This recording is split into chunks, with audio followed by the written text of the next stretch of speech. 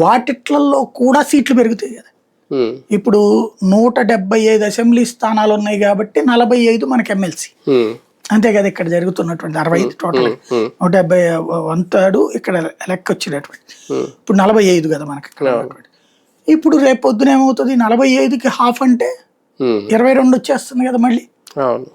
అక్కడ సంఖ్య 22 కొత్తగా ఇవి వచ్చినట్టే కదా మండల్లో. అట్లాగే రాజ్యసభ ఇప్పుడు 11 ఉంది, 5 అడిషనల్ వస్తాయి, 5 అట్లాగే 16 దాకా వస్తాయి మనకి.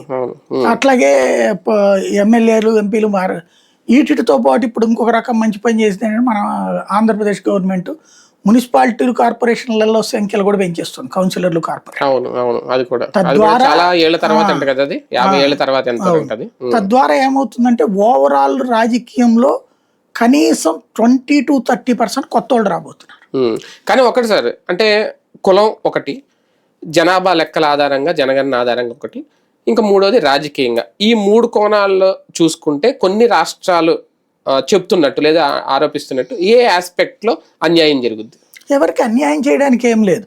ఇప్పుడు ఎస్సీలకు సీట్లు పెరిగినట్టే కదా, ఎస్టీలకు సీట్లు పెరిగినట్టే కదా, ఇంకేం ప్రాబ్లం? ఇంకా ఒక సెగ్మెంట్ లో ఒక కాన్స్టిట్యున్సీలో తమకు అనుకూలంగా రాజకీయ పార్టీకి ఉన్న ఓట్లు వేరే కాన్స్టిట్యున్సీకి వెళ్ళిపోతే అక్కడ ఆటోమేటిక్ గా ఆ రాజకీయ